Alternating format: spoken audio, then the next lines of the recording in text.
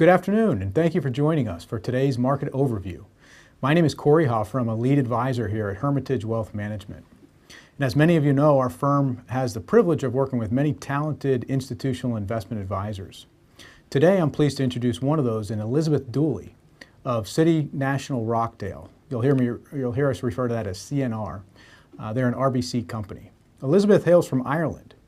She earned a degree from Dublin City University and is a CFA charter holder, one of the most distinct designations in the investment manager arena. She's also a chartered alternative investment analyst, and she's broadcasting today from her office in Manhattan, New York. There's certainly no shortage of financial and economic activity happening these days, so we're thankful to have the opportunity to present to you. And we're sure that you may have some questions along the way. I want to let you know that this webcast will be recorded if you'd like to review it at a future time. So Elizabeth, thank you again for being here, and please tell us a little bit about CNR's position on the economic outlook and thoughts on investment strategy. Thank you, Cory. I thought we would start with today was basically a summary on our economic outlook, how that's having an impact on our investment strategy. And then I was going to go into a little bit more detail on the data behind the numbers. So if you think of it in terms of what's supporting our point of view. And I think it's probably no surprise for everybody that our outlook has moderated as the risks to the expansion have continued to grow. But we still think it is more likely that the US economy continues to grow, that if we do go into recession, it's likely to be a mild recession based on where we stand today, but it is more likely that the economy continues to grow. And the main reason for that is that if we think of the bones of the economy, how are US consumers doing? How are US businesses doing? While the challenges overall, both the business side of the economy and the consumer side of the economy is actually in a reasonably good financial position. So, that puts us in a good point going into any slowdown. But definitely, the concerns around inflation, the additional inflation, pressures that have come from the crisis in Ukraine, what that means for the commodity markets, particularly food and energy, China's zero COVID policy, the impact that's having on the supply chain. Those are challenges that difficult to predict. And if you think of both of those as events that have happened, we do believe will come to a conclusion, but right now there's a lot of uncertainty as to what that conclusion will be. And then we have the Fed using pretty traditional measures to try to slow down growth in the hope of slowing down inflation. But as we talk about the Fed's measures, I think it's fair to say that, raising interest rates, reducing liquidity, they're fairly blunt instruments, right? So that's also creating quite a bit of concern around how successful the Fed will actually be. But, overall, our view is that we work our way through these challenges, but again, focusing on what's happening with the consumer and what's happening with US businesses. In terms of investment strategy, so probably the question we've gotten the most over the last couple of months is, how come I'm not seeing significant changes in my portfolio given everything that's going on?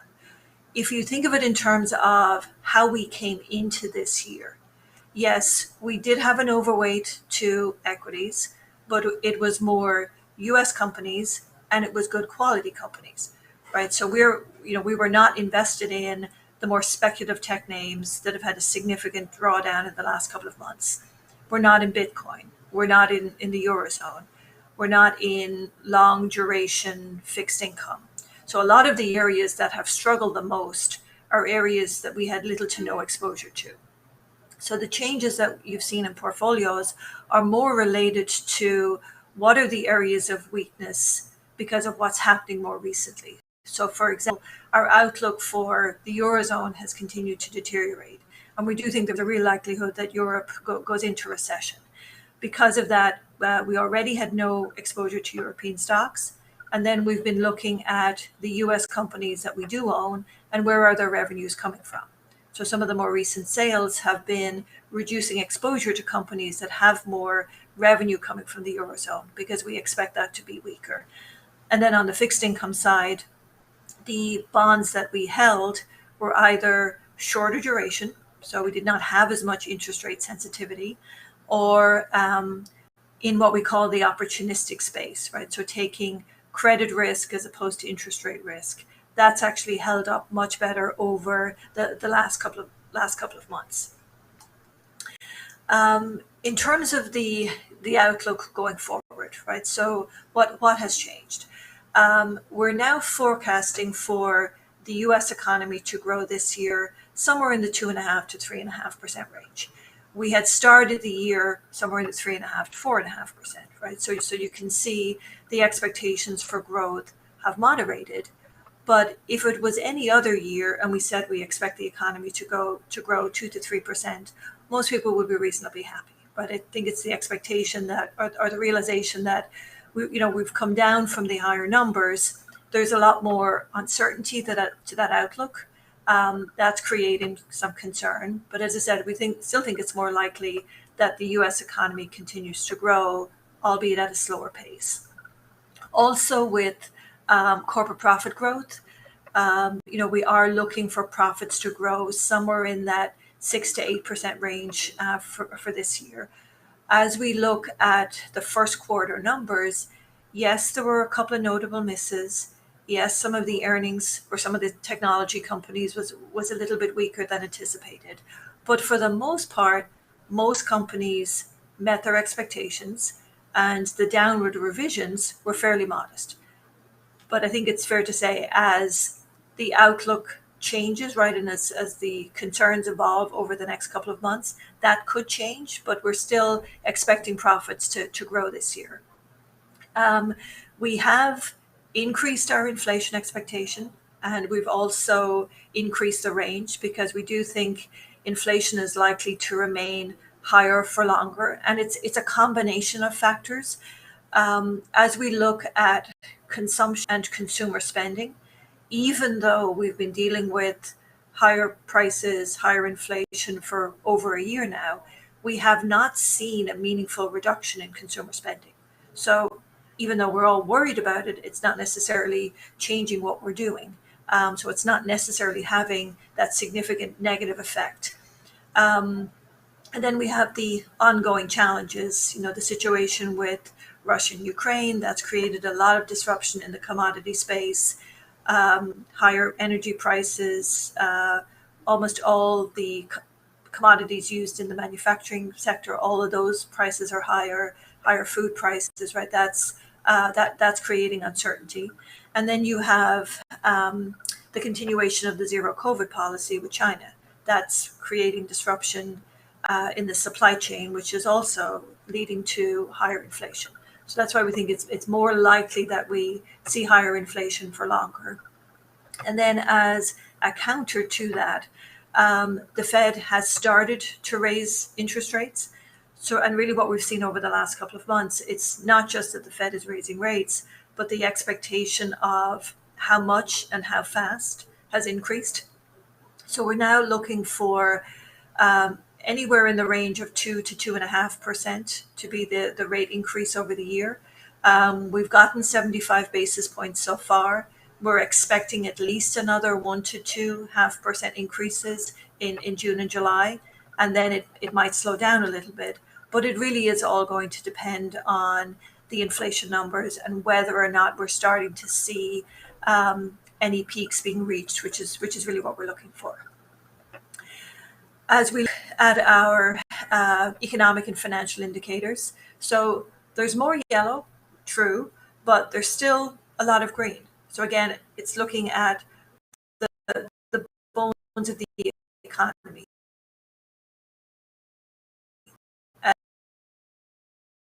As we look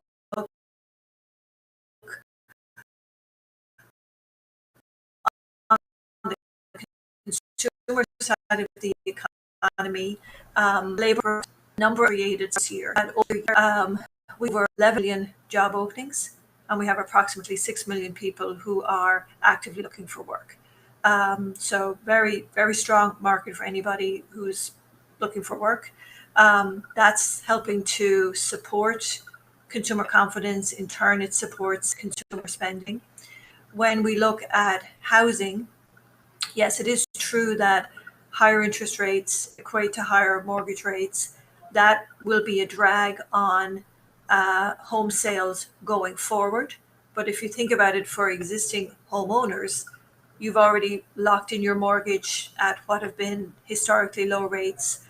The cost of being in your home as a percentage of disposable income is still close to historical lows. So that all leads to uh, additional disposable income for households to use to support their spending and investment going forward. So we see those as positives. And as we look on the business side of the economy, the business outlook, the leading indicators, those are all remaining positive. Corporate profits have continued to grow, albeit at a slower rate, but they are continuing to grow. The indicators that we've moved to yellow, so higher interest rates, a steeper yield curve, so basically tighter monetary policy. The expectation is that will be a drag on the economy going forward. And if you think about it, that's what the Fed is trying to do, right? The Fed is not trying to shock the economy or push the economy into recession. Basically, what the Fed is trying to do is to slow down the pace of economic growth, to slow down the rate of increase in inflation. So we want this to happen. We don't necessarily want it to happen too quickly, but we want this to happen. When we look at the international economic outlook, so overall, we're still reasonably positive about the US, but we are much more cautious about the Eurozone. And we do think there is a real likelihood that the Eurozone goes into recession. And because of that, we are continuing to have no exposure to European equities. And then we've continued to reduce our exposure to US companies that have more of their revenues coming from the Eurozone, because we expect that to be. And then you have the higher energy costs. That's probably the biggest contributor to inflation. We expect both of those to be elevated. And when we look at equity market valuation, it's been improving, right? As stock prices have come down, the valuations are starting to look a little bit more reasonable. Still expensive on a relative basis, but they are definitely starting to look a little bit more reasonable. Looking at economy overall, so it's not just a question of where we are, but it's where have we come from, right? And how does the economy look compared to where we were pre-COVID? And as you look at all of these indicators, with the exception of the labor market, and we're almost there, but as we look at everything else, we're basically at or above where we were before COVID. So looking at economic growth, industrial production, employment, personal consumption, all of those indicators have recovered significantly, right? So that's looking at the underlying economy. When we look at stock prices, when you think about stock prices, it's not just our stock prices up, but it's, do we have the corporate profits to support the stock prices? And the answer is yes. For the most part, we do. Now, I think it is fair to say there are certain parts of the market that got significantly overvalued over the last couple of years. Think about the more speculative technology names. Those come down significantly because they don't necessarily have the earnings to support the prices. But the good quality companies that we own, they've all seen the earnings growth to support the price increases that we've seen. And then finally, when you look at housing, and when we see the increase in home prices, there's a little bit of worry as to whether or not this is a repeat of the 2008 housing bubble. We don't see it that way. This is, home prices are up partly because inventories were already tight pre-COVID. We've had 2 years of very strong demand as people are, in a lot of cases, moving out of the cities into the suburbs. And you haven't necessarily had the construction to make up for all of the demand. And if we look at where the housing market is today, we're basically at record lows in terms of inventory. There's less than 1 million homes available for sale in the US today. That's about 40% below the long-term average. And when we look at home sales, 9 out of 10 homes that are sold are pre-existing homes. It's not new construction. So again, we see this as solid. Yes, there are certain parts of the country that things look a little overheated, but for the most part, we do not see this as a 2008 type of scenario. Very helpful.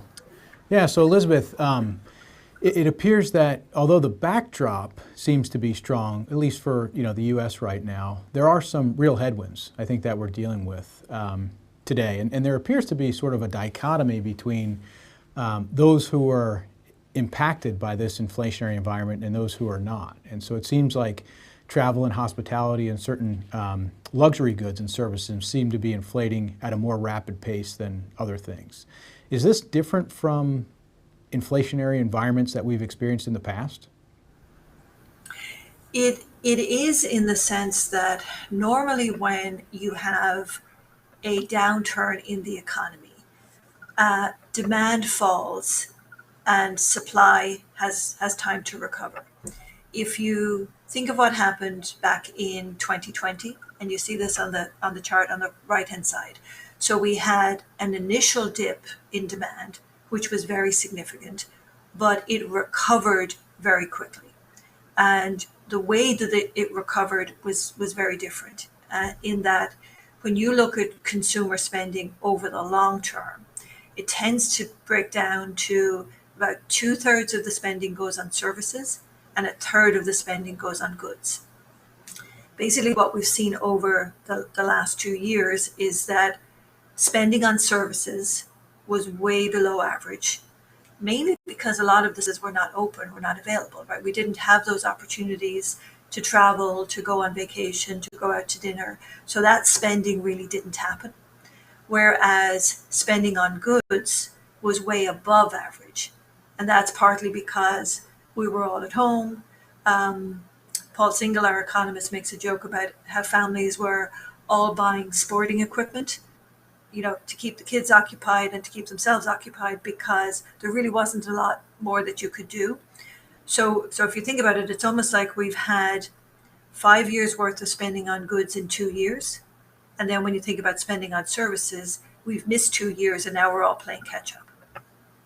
So what we're seeing is what we had expected to see, in that, we expect to go through a period where spending on goods will be less than normal and spending on services will be higher than normal. But over time, it will start to balance itself out. Very good. That's helpful. And then the other key piece, as we look at the consumer and the ability to spend going forward. So as I said, it's always that the number one priority is, do I have a job, a paycheck, and do I expect that to continue? And as we mentioned with the labor market, we have a strong labor market. The other piece of it, when you look at the chart on the left-hand side, looks at household net worth. So this is assets minus liabilities. The broken blue line, so that's the average of the last 5 recessions, and the light blue line are today. So really what that's telling us is that financially, US households are in a much stronger position. And if you think back to 2008, to the financial crisis, part of the problem going into 2008 was that way too many people were overextended. They really didn't have the ability to make all of their payments if there was any disruption. Whereas this time around, we haven't had the opportunities to spend. So a lot of that excess savings have built up, and over time, the expectation is that those excess savings will go into the economy. And when you think about the last 2 years and you think about COVID, the economic impact was very severe for a certain part of the economy. You had government intervention, right, in the form of the PPE loans and unemployment benefits and extended unemployment benefits, which helped to soften some of that negative impact.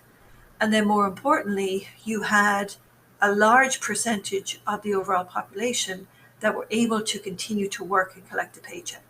So if you think about it, our lives were all disrupted in a very meaningful way, but the vast majority of households did not actually have a major financial impact. And that's really the key as we go forward. We didn't have that financial impact to deal with.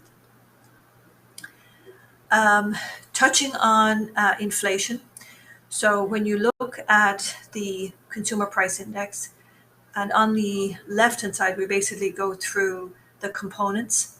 So the dark blue bar here, this is the transportation component. That's been the biggest contributor to the increase in inflation that we've seen year over year. And the transportation component includes the increase in energy prices and also used car prices. So if you think about both of those, we expect them to remain elevated, but we don't necessarily expect the year over year increase over the next 12 months to be as large as the previous 12 months. So that's why we talk about the rate of inflation moderating going forward, right? We see it remaining high. We don't necessarily see it going back down to where it was, but we don't see it increasing at the same pace.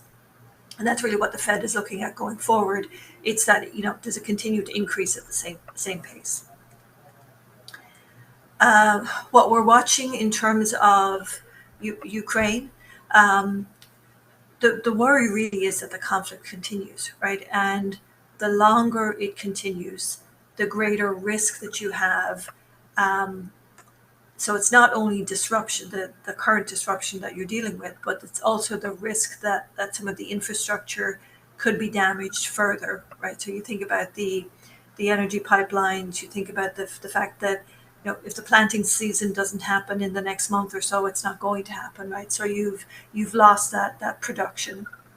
It hasn't changed their position, right? So finding somebody to moderate, right, and help to get to some kind of a resolution or some kind of a truce, it's not really there, right? So that adds to additional uncertainty. And then when you think about how exposed we are, so when you think about the U.S. economy, we don't have the direct impact, right? There's not a lot of trade that happens between the U.S. and Russia and Ukraine. There's not a lot of financial linkages, right? So we don't have that direct impact. We have the indirect impact because of higher commodity prices, because commodities are priced globally. We don't have the fear of shortages, right? So we're seeing the higher food prices, the higher energy prices, but we're not necessarily seeing shortage when we go to the gas station, right? Or shortage of or anything. We're not seeing that impact. Whereas when you look at the Eurozone, they've got both. They've got the trade linkages, they've got the financial linkages, and they're dealing with the higher commodity prices, and in certain areas, the shortages related to higher commodity prices. So that's creating a lot of uncertainty, a lot of pressure on the Eurozone.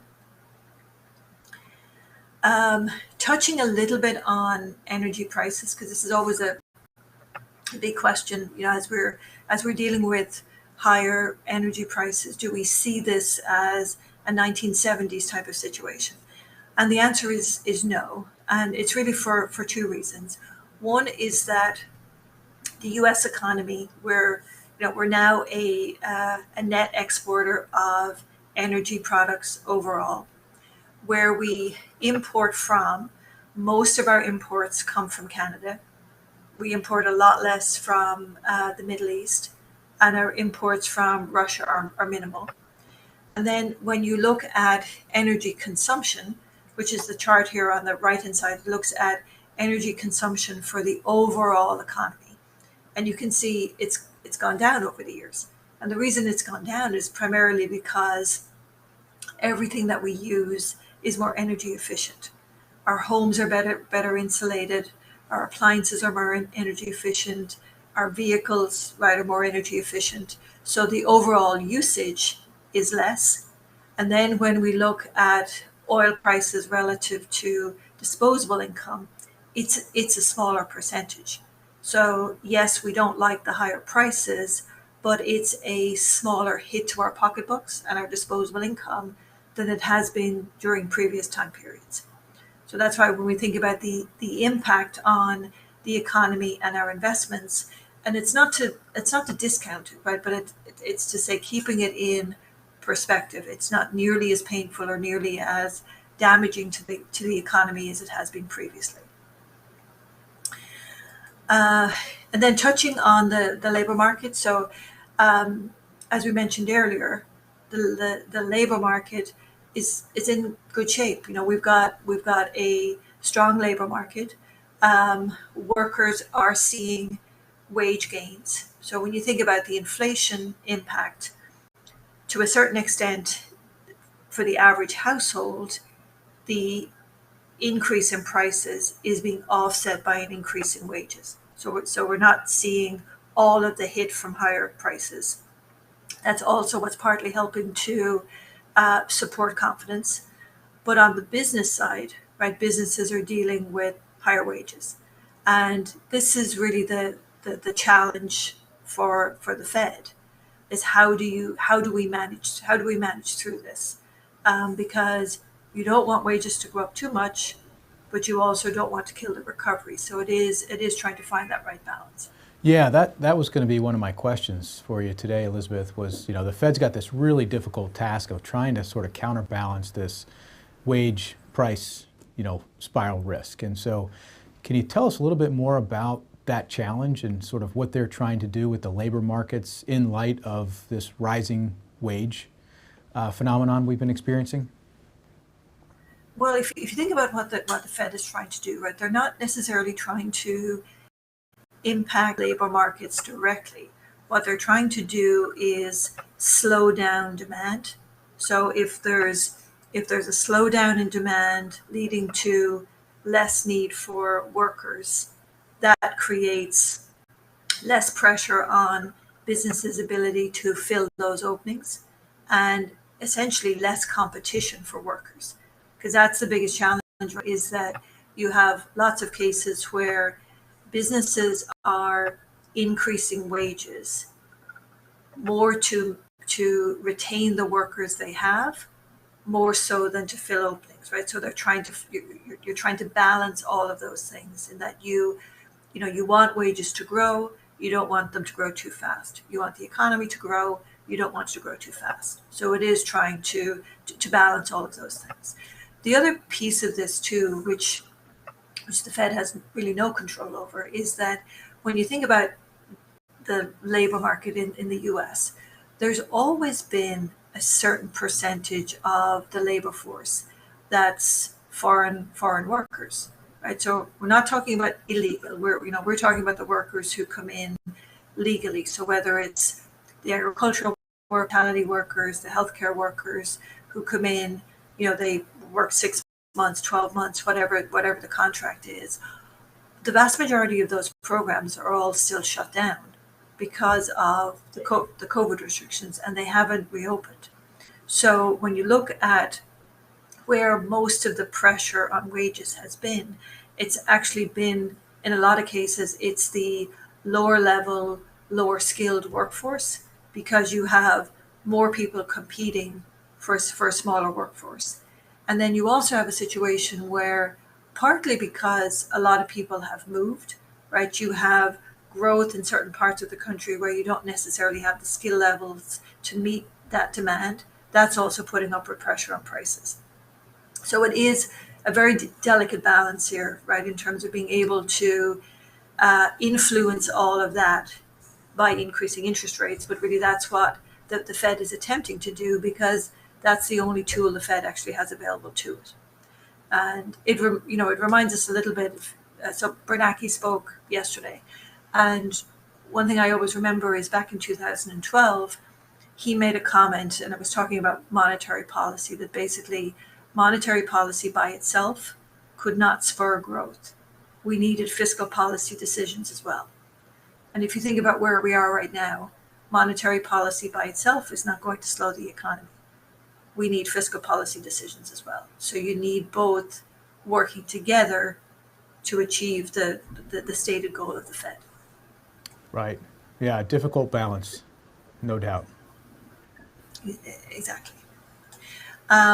Touching a little bit more on inflation. So we do still believe that a lot of the dislocations that we're dealing with, right? So whether it's the supply chain issues, the chip shortage, the missing workers, we do still believe a lot of those are short term in nature. Now, some of them are definitely taking longer than normal to work themselves out, but we do believe over time a lot of these short term pressures will lessen, and that will help to, again, moderate that growth in inflation that we've been experiencing. Again, touching on the Fed and monetary policy and what we're expecting them to do. So we're looking at somewhere between 2 and 2.5% increase in total from the Fed. And then also when we look at fiscal spending, so government spending is still rising, but it's rising at a slower pace because a lot of the relief measures that were put in place, those have expired. So less government spending ultimately is a drag on growth, and that's what we've been expecting. When we think about recession risk, when we look at the bond market, there's two things that we look at. We look at whether or not the yield curve is inverting, which basically means short-term rates are higher than long-term rates. We're not there. It's the opposite. The yield curve has continued to steepen. And then the second is credit spreads. So whether or not investors are demanding higher yields for companies that would be perceived as riskier. And what we've seen so far is we have not seen a meaningful increase in credit spreads. And if you look back historically, the bond market has always been a much better predictor of recession than the stock market ever is. And those are the two factors that we look at. And as I said, so far, those are not signaling recession for the US. So we're seeing that as a positive sign. Touching a little bit on we're paying attention to, right, and what this means for the market overall. So as we look at, what are the positives and negatives for earnings growth, again, as we said at the beginning, it really comes back to the underlying strength of the US economy, US consumers, US businesses, and then relative to the rest of the world, the outlook for the US remains the strongest. And then the negatives, obviously, it's the inflation pressure. The recession risk in Europe is significant because it could spill over to the US, but probably more importantly, it has an impact on the US multinationals that we're invested in. And if earnings coming from the Eurozone is weaker, then obviously that has a negative impact on earnings growth overall. And then the unknown is the supply chain imbalances, right, and how long it will take those to recover. And then as we look at price earnings relative to valuation, with the recent pullback that we've seen in the market, the valuations look a lot more attractive, right? The prices are a lot less relative to the earnings. Even though interest rates have been going up, the earnings yield on stocks still looks more attractive than bonds. But the headwinds for the stock market, as interest rates continue to go up, that makes earnings that happen in the future, for example, a lot of the technology companies, they're less attractive. So if you think of it, a technology company is almost like owning a longer duration bond, right? You have longer to wait for the earnings, just like you have longer to wait for the cash flows. That makes it more interest rate sensitive. And then as we talk about the continued deleveraging and the behavior of the retail investor. So when we look at the stock market overall, there was quite a bit of leverage, basically buying on margin that had built up in the market. But as things correct, that leads to margin calls, which leads to positions being sold. And investors, and particularly retail investors, have a tendency when they get a margin call, they don't sell their loser. They tend to hold their loser in the hope that it recovers, and they trim their winners. So if you look at, some of the, we'd say some of the good quality names that have struggled this year, Apple's down 20%, Microsoft is down 25%, Home Depot was down almost 30% at one point. Those names, we believe a lot of that sell-off was not necessarily due to the companies themselves or the outlook for the companies. It was more the behavior of the retail investor. So that continues to be a challenge going forward.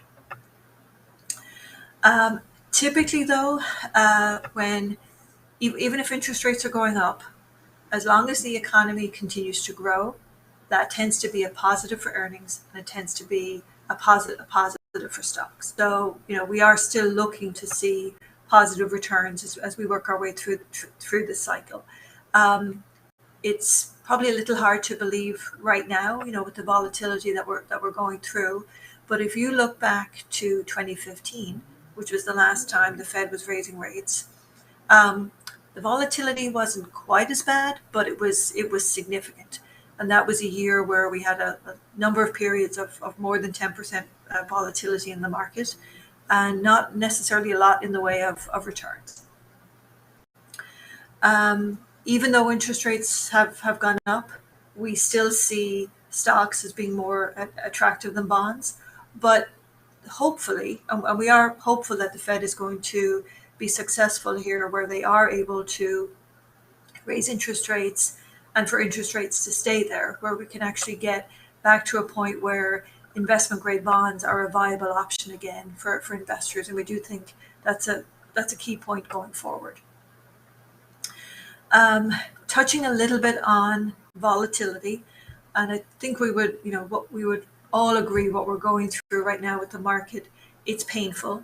But if you look back, and this chart goes back over the last 40 years, looking at the S&P 500, the dark blue bars are the returns for each calendar year.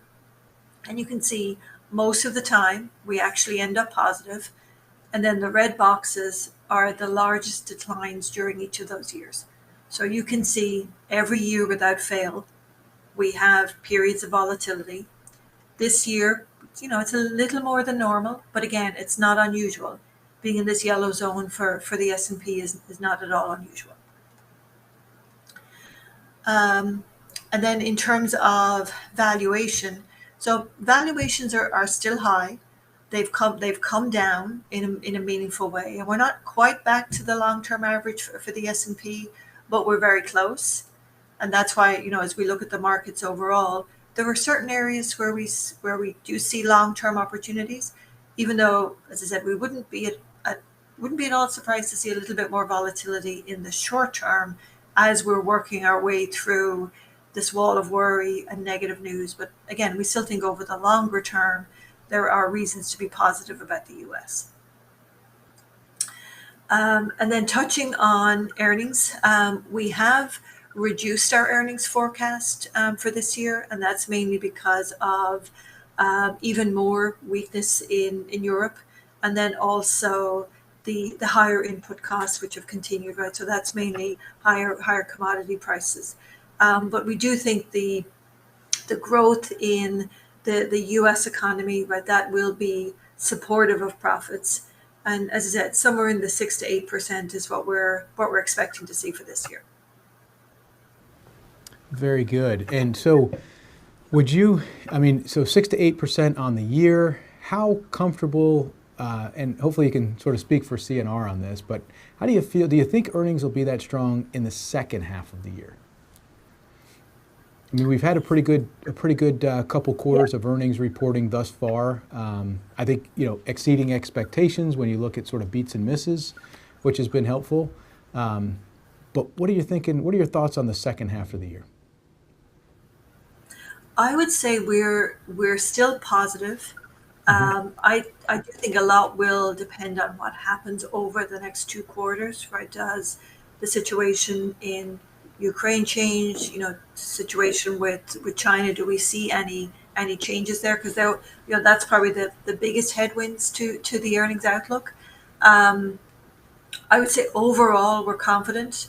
Hmm. Probably the area we're paying attention to though is technology, right? And whether or not we see any resets there, because the technology sector is now such a large percentage of the S&P. That obviously has more of an impact. That's something that we're paying attention to. Very good.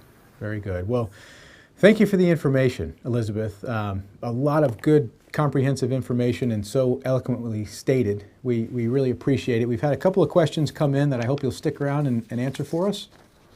Sure. The first one is, should we continue to watch the market every day, or would you advise against that? I would definitely advise against that.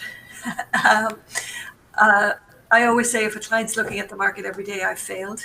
Um, because if you think about it, the pricing on a daily basis to a very large extent, there's an emotional component to it, right? Hmm. It's reacting to the recent news, right? It's not necessarily looking at investments that we're making for the long term. And if you think about it, when we're investing in Apple and Microsoft and Adobe, right, we're investing in their ability to manage through the uncertainty and grow their businesses and grow their earnings over time. So that's why it's always to say it's to focus on those good quality companies. Don't worry too much about what the market's doing day to day, Sure. because as I said, a big part of that is emotion. Absolutely. And we'd echo that, sort of taking that long-term approach, that long-term perspective. Another question that we have, it's kind of a cart before the horse question, is what has to happen first in order to quell some of the volatility? Does, does inflation have to sort of calm down first, or is it a matter of sort of what companies understand about rates on a going forward basis and whether they have some surety about what happens with rates, or is it more of an inflation question in your opinion? Well, if you think about what drives the volatility is that the investors tend to assume the worst case, right? And that's what tends to get priced in. So if you take interest rates as an example, so even though the Fed had only made 1/4% move, the bond market had already priced in more than 2%.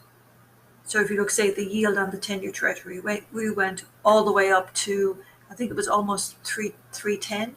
We're now back down to somewhere between 285, 290. So interest rates probably moved a little bit too far, too fast. The expectations for companies and the earnings hit probably moved a little bit too far, too fast. And that's what tends to happen, right? So it's more not quite the worst case, but a lot of the bad news tends to get priced in. And then if it's any better, then you tend to see the market stabilize and start to recover.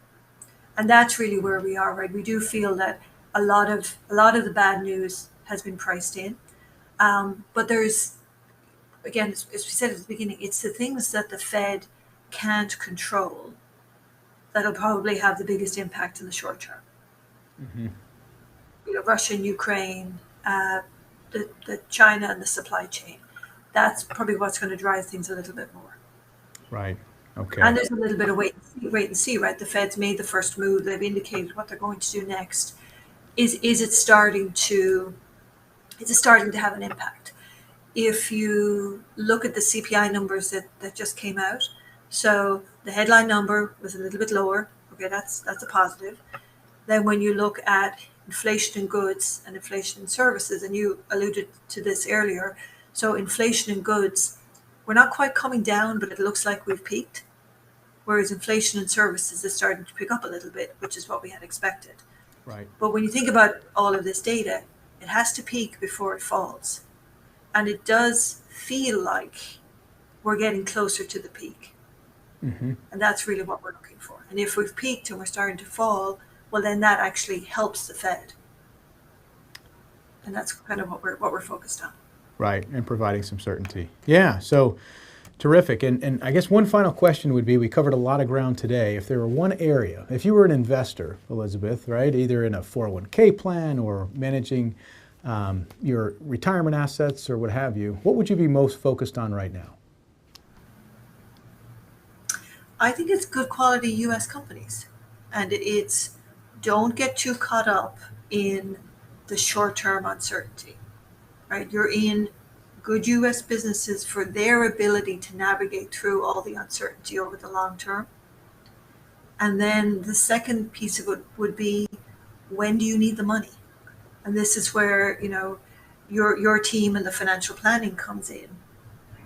It's making sure that you've got, safe assets, you've got liquid assets, and then you've got your longer term money, which is going to be in the market and more at risk, but it should be able to weather those ups and downs of the market. Absolutely. Yeah, well, it comes back to, I think what you're saying is you'd focus on the planning, as much as anything else. So, very good. Well, Elizabeth, if there are any final thoughts, I want to thank you again for being here. Again, a lot of terrific information, so eloquently stated. We really appreciate you being here, and we hope you'll come back again in the future. Thanks, Cory. All right, thank you.